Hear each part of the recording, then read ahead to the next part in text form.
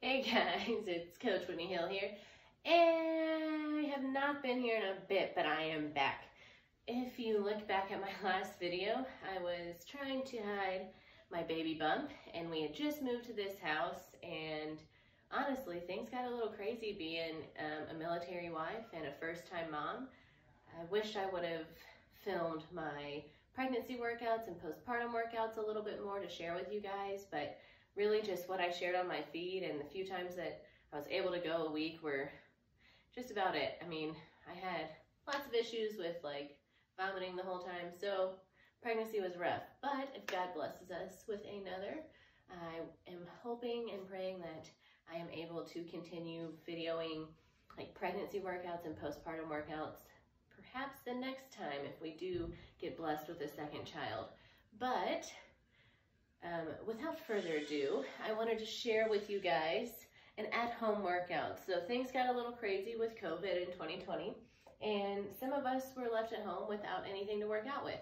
So I wrote up a foam roller and mobilizing warm-up with a water jug workout. So what I have is a 3-gallon jug, and this one has a handle on it. There are 5-gallon jugs with handles on them that I've seen, so maybe you could do that, or even just a gallon jug and double this up and do it per side. But this is just an odd object workout that I'm trying to provide for you just so that you have an idea of something you can do around the house to not have the excuse of not working out.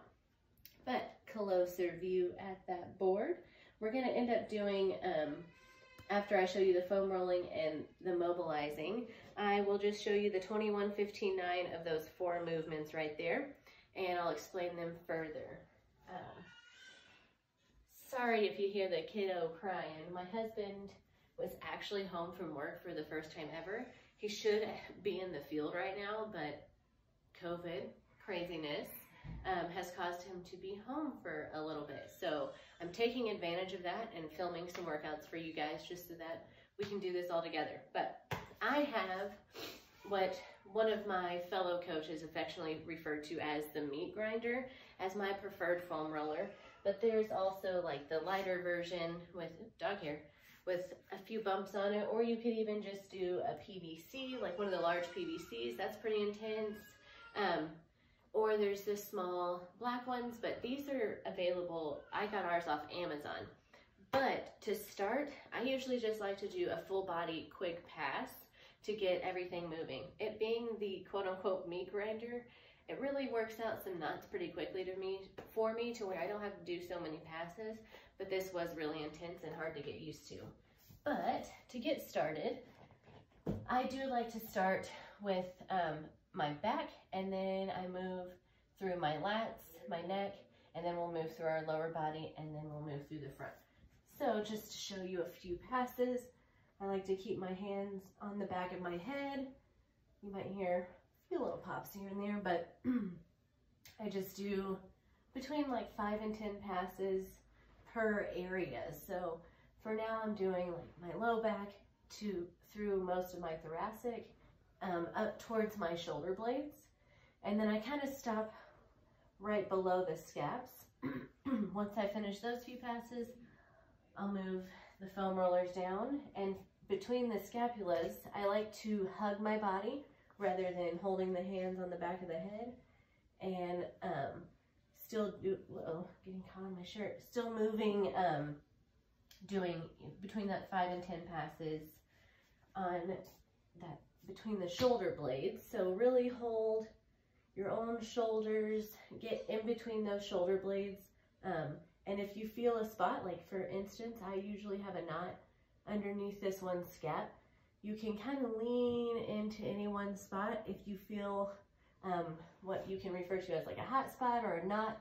If you feel a knot, any extra movement in that area to try to break it up is always going to be beneficial for you. And if you do feel a knot, take a few minutes to just really isolate that area. Like what I'm doing right now is I have a knot underneath my right scap. It's been there since I was a hairstylist. All those years of holding my arm up and, you know, doing all sorts of things like this, I developed this big old knot that stays underneath my scap, and it's been a booger for like, oh, you know, a decade or so. But To hit my lats, I'll roll onto one side. I like to turn with my palm facing up, and then I just lean into that, the muscle going down all the way from my rib cage up to the back of the shoulder, kind of rolling into that rear delt as well, trying to just open up the backs of that shoulder, down into the lat. Ay, that's always a good one. Down there with my knots from, again, being a hairstylist. So since I found a spot, I'm gonna just stay on it for a second, and then again, any like arm rotation, so I'm just gonna lift it up and down.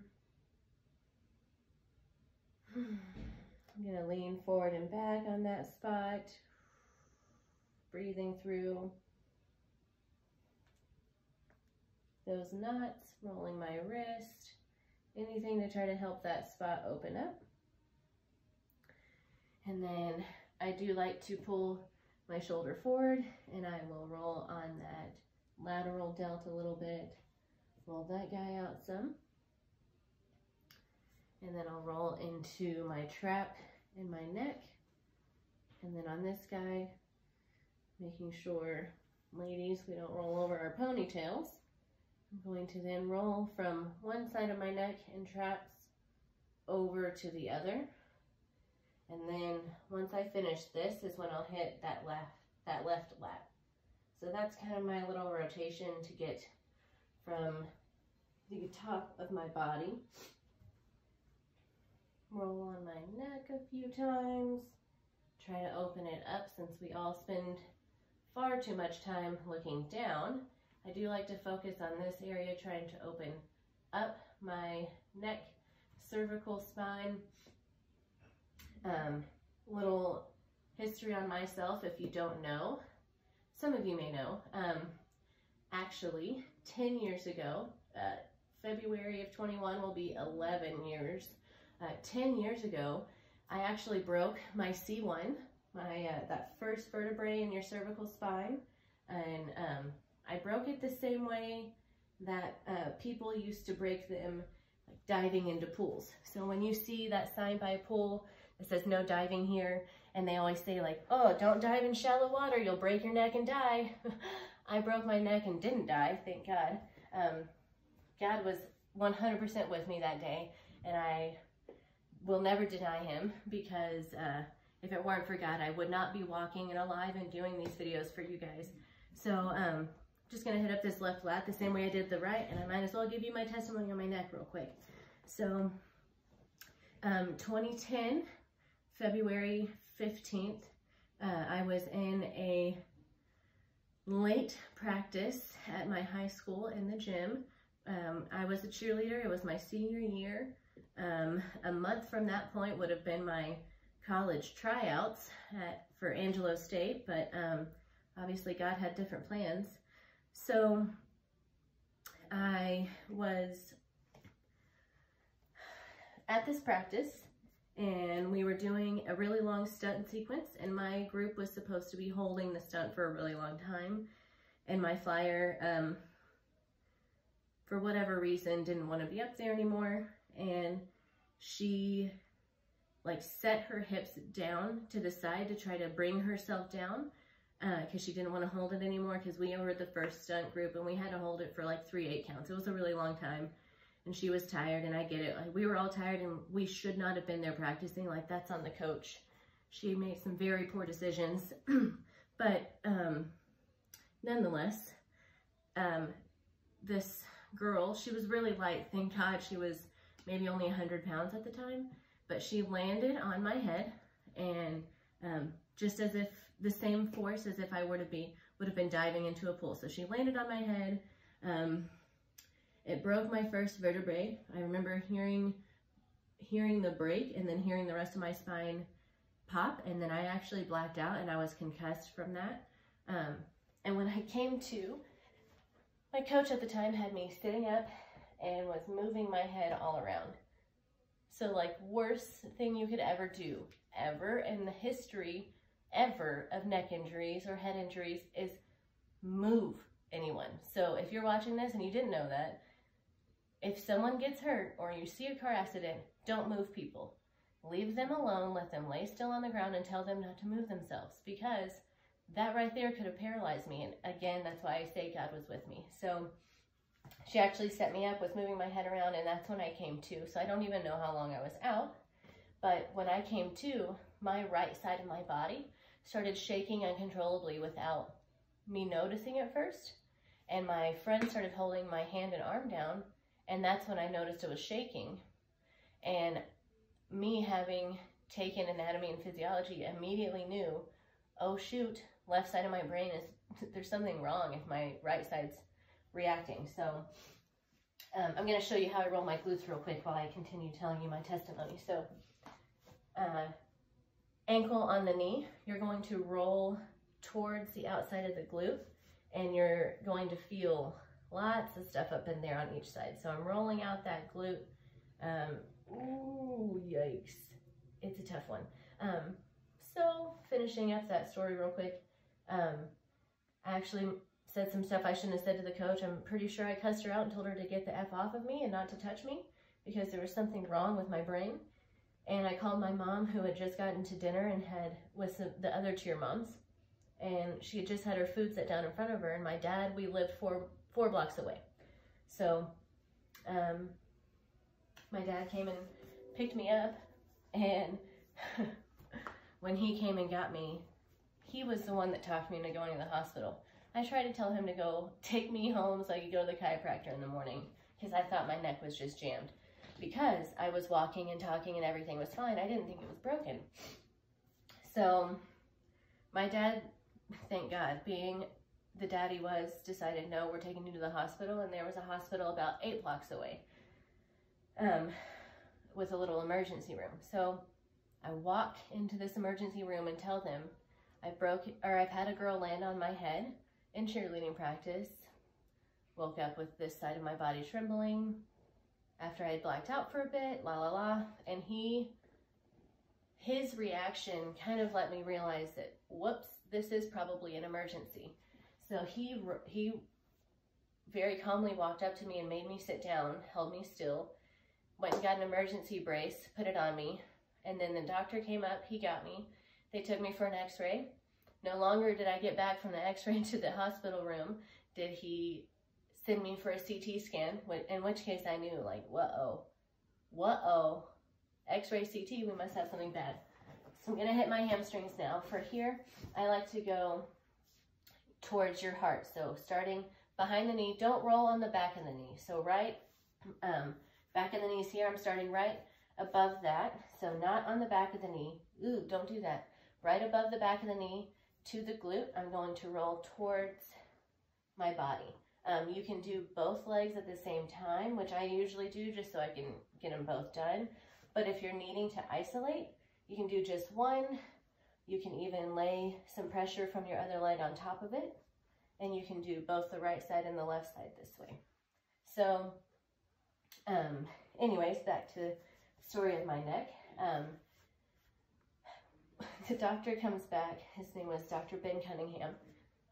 He comes back after reading my CT and has this look on his face like he doesn't believe what he sees, and tells me, come here, come look at this.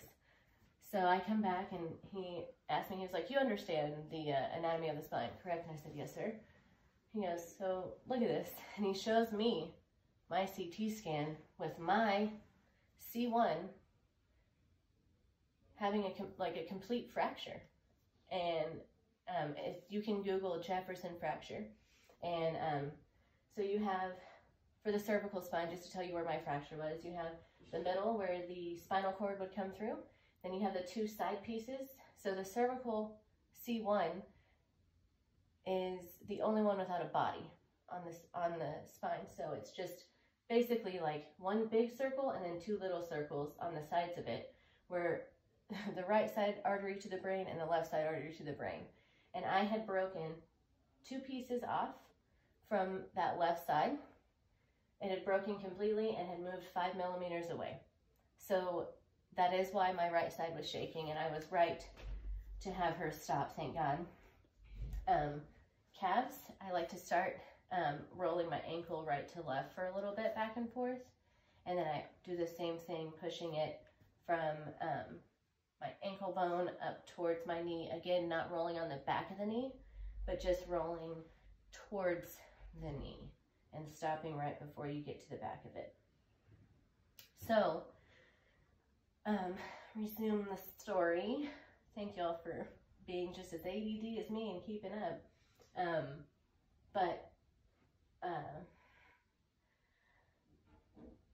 He shows me my CT and tells me, like, you literally should not be standing and walking. He looks at me in disbelief, and then he comes back to the room and we sit down, and he tells me how I really don't know what to do. Like, I don't want to operate and mess something up and then you not be paralyzed and not be able to walk, or you die on my table. Like, you should be paralyzed or dead right now. This is not the case ever. He had never, and if you Google it, I don't find very many other people that are walking and talking and alive and okay after a Jefferson fracture. So anyways, that was when I was 18 years old. And because I was young and at that time active, I was a gymnast. I had been doing, thank God, lots of handstands and things like that. So my traps were a little built up, and shrugging and like protecting myself is what saved me. So that's what's so incredible. And then fast forward, he put me in a brace for 3 months. And then me being an idiot told him, I'm not going to be Regina George at my senior prom, and I'm not wearing this neck brace to my prom, so you better release me, or just know in your heart, Saturday night, this won't be on my neck, and you can have that anxiety to yourself all night. And I'm sure he had anxiety that night regardless, but he released me on Thursday before my senior prom in May, or whatever that was, to have my brace removed. So that was a long time in the brace. My whole last semester of my senior year was just completely disrupted, and it was crazy. So he then told me that I would only ever, let me show you the front of the body real quick. So I like to roll out my hip flexors kind of one at a time. So I put one on the edge of the foam roller, and I'm just going to roll out that hip flexor towards the middle of my body to where I get on that inside of my hip bone a little bit, and then I'll do a couple passes rolling towards the outside of my hip over here. So when he released me with my neck brace, he told me I was not allowed to exercise or do anything for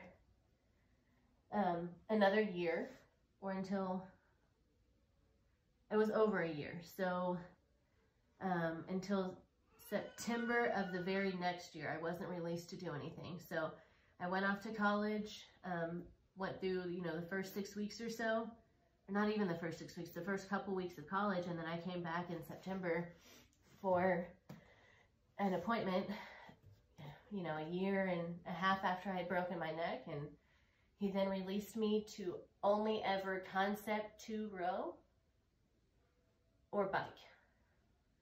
I don't think you actually know. Wait, no, just concept 2 row.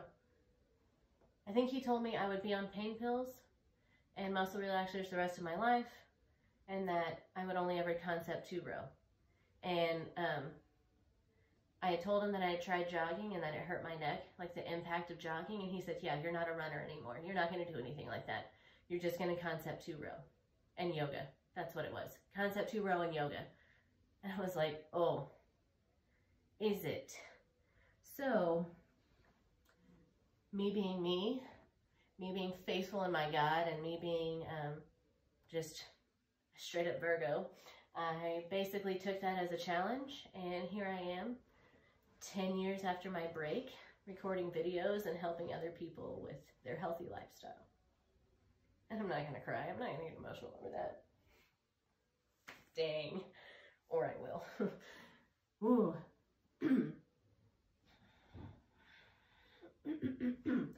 Back to foam rolling.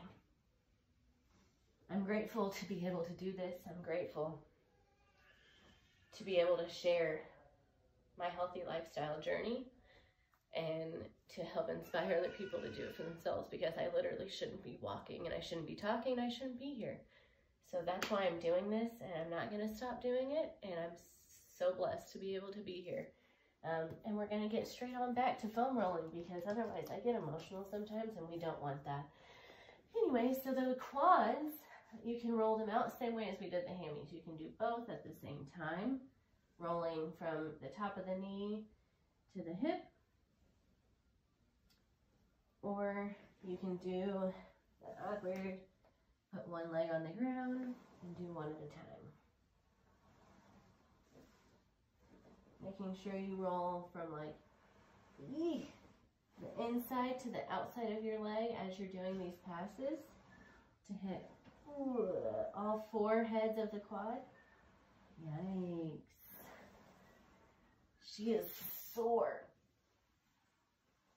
Oh, good thing I'm rolling out for real for you guys. This is fantastic. Who knew? There we go. So, just gonna roll out this other side.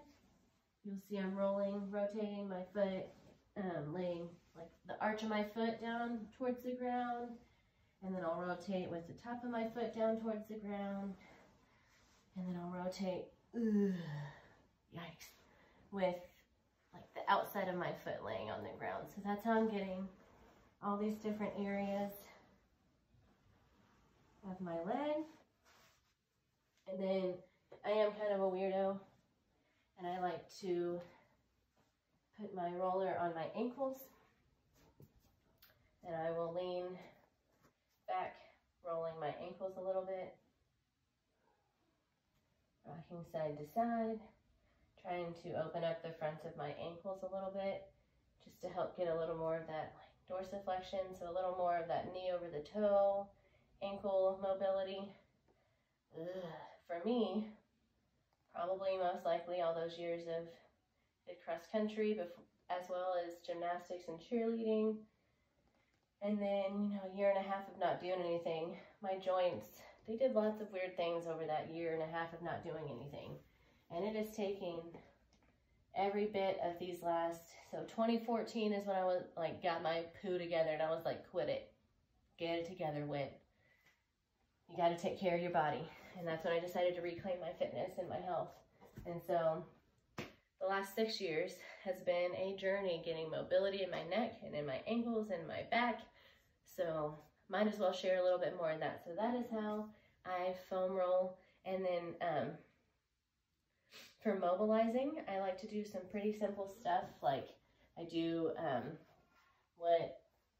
I think you can Google them. The word is bootstrappers. But I hold the bottom of my feet, and then I rotate through my hip joint, trying to push my knees over my toes, open my hips up, pushing those knees out with my elbows, and then rotate back up, stretching those hamstrings, pulling your head through your ankle, and then back down. I'll do some bootstrappers for, 10, 15 reps, whatever helps my hip joint feel open. So I always try to remember, like, your hip joint and your shoulder joint should be as mobile as a golf ball on a tee. So you should be able to rotate that mobile, a golf ball on top of a tee. So I think of that anytime I'm doing like my arm circles, like keeping my palms up, trying to rotate all the way through that joint, big ones, little ones. Arm circles are one of my favorite ways. That's a simple way to open up my shoulders. Do chain breakers, pretending like you're trying to grab chains that are on your back, breaking them off to the front. Whoopsies. And then you can always just do some good old-fashioned reverse lunges to get your glutes and hamstrings activated. So when you're doing lunges, you always want to make sure you have that nice vertical shin. Knee is driving towards those baby toes. You don't ever want the knee to knock in. If anything, it's going straight in front of you or a little bit to a 45 to the side, and you're driving through your heels, squeezing the butt to the top anytime you do lunges. So those are some of the quick ways that I will foam roll and mobilize to get my body started. Oh yeah. And then my other shoulder to get them going that I like to do is just good old-fashioned Hindu push-ups where you start in that down dog position. I don't know if I'm in frame. Down dog position, drop that head under that fence, stretch from that cobra position for a minute, and then push back into down dog. So that is one of my favorites for getting the whole body open and communicating. Hopefully, didn't really mean for it to be my testimony within that video, but there it was, here it is, and I am going to share a water jug workout with you guys next. So thank you so much for being here for the foam roll mobilizing portion and the testimony, because I really didn't expect that to happen, but there it is. I'm glad I was able to share. I love you guys, and I thank you so much for joining me. Peace.